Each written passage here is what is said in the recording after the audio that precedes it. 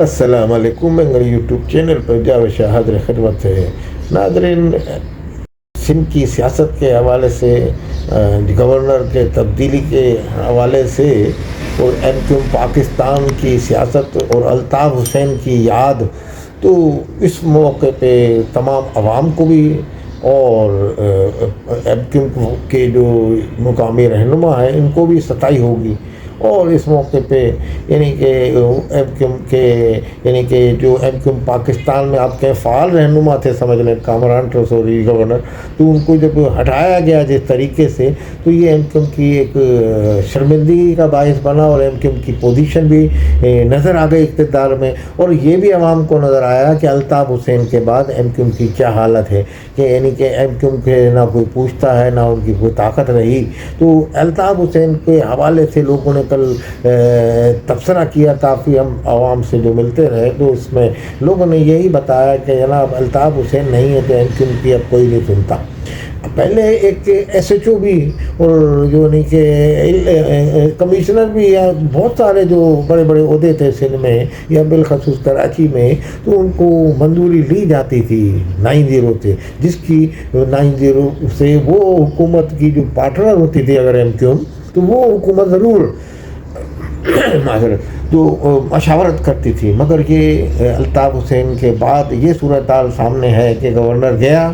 تو پتہ نہیں چلا، ایم کیو کو بھی نہیں پتہ چلا، یعنی کانوں کان خبر نہیں ہوئی۔ تو یہ الطاف حسین کی نہ ہونے کی قیادت کا فقدان ہے، اور ایم کیو کی کمزوری کی بھی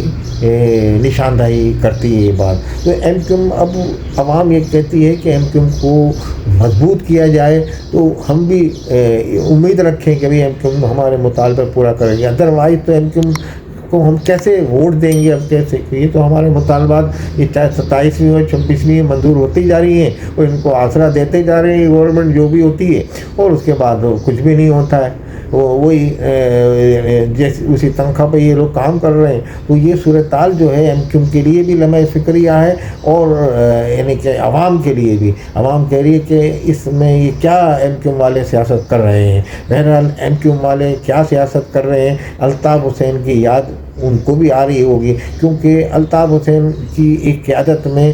جب الطاف حسین پاکستان میں بھی موجود نہیں تھے، تو بہرحال پاکستان میں تو کافی عرصے سے موجود نہیں، مگر یہ جو ان کی ولولہ انگیز قیادت تھی، اور جو ڈسپلن اور جو سب کچھ تھا، تو لندن سے بھی جو حکمراں یہاں کے ہوتے تھے، جن سے ایم کیو کا الائنس ہوتا تھا، وہ گھبراتے تھے لندن میں ان کی بیٹھنے کے باوجود بھی، یعنی کہ شہر میں 90 روپے نہیں رہتے تھے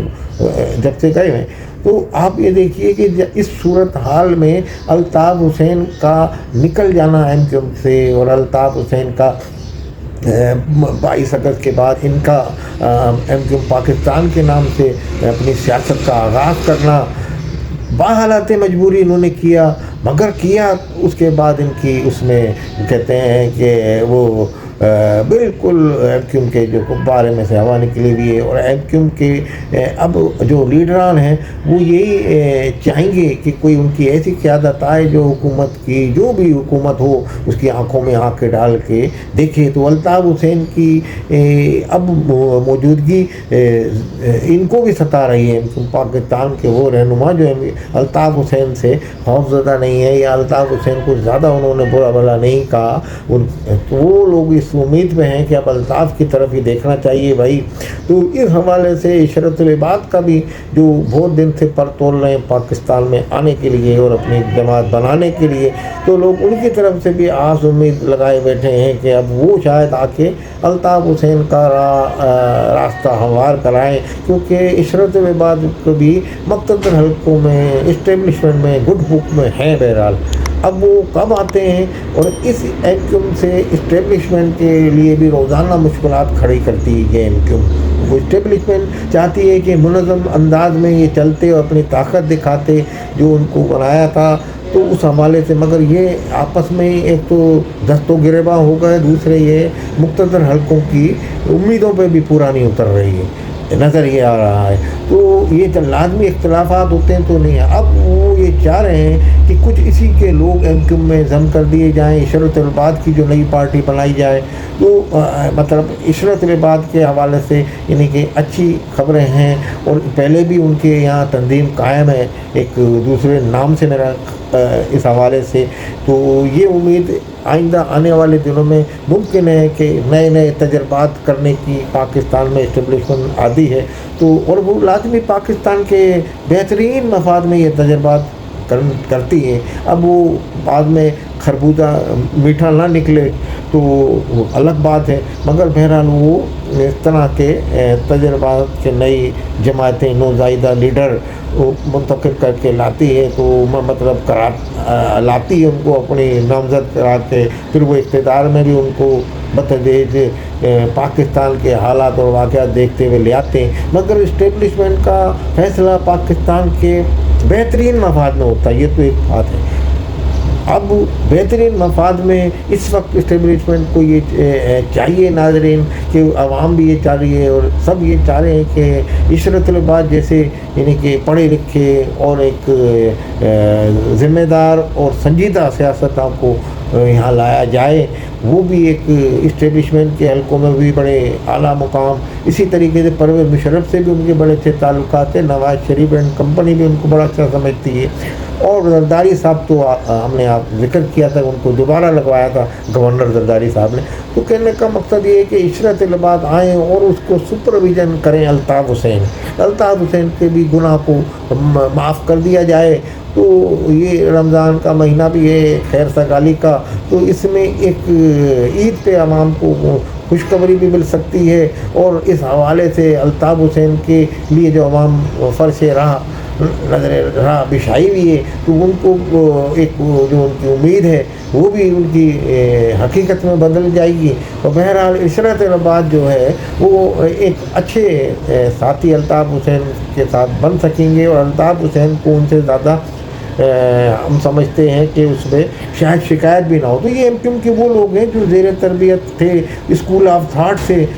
پرائمری اسٹیجز سے یہ چلے تھے، گراس روٹ سے، تو یہ سب اس میں بھی وہی ہیں ایم کیو پاکستان میں بھی، تو بہرحال اب اس میں سے بھی چھانٹ کے اور ایک نئی بہرحال ایک نئی جماعت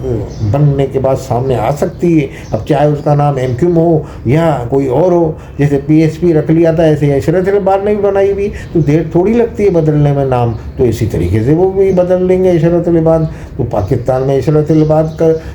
حوالے سے سوشل میڈیا پہ پہلے بھی خبریں آتی رہیں، اب پھر سے خبریں درآمد ہو رہی ہیں وہاں سے، اور اب وہ کب برآمد ہوتے ہیں اور یہ وقت بتائے گا، مگر بہرحال کچھ سیاسی مبصرین یہ کہہ رہے ہیں کہ آنے والے دنوں میں عشرت العباد کو بھی آزمایا جائے گا، اور عشرت العباد کی کوشش یہ ہوگی کہ وہ عوام کا حمایت حاصل کرنے کے لیے پاکستان کی اور صوبہ سندھ کے عوام کی، بالخصوص مہاجر عوام کی حمایت حاصل کرنے کے لیے الطاف حسین کی آشیرواد ضرور لینے کی کوشش کریں گے، اور الطاف حسین کی چاہے لندن رہتے ہوئے ان کی حمایت حاصل کر لیں، اور یا پاکستان الطاف حسین تشریف لے آئیں، یا الطاف حسین پاکستان تشریف لے آئیں، عشرت العباد کے مسلسل تسلسل سے کے ساتھ رابطوں کے باعث جو عشرت العباد تو مسلسل رابطے میں پاکستان کے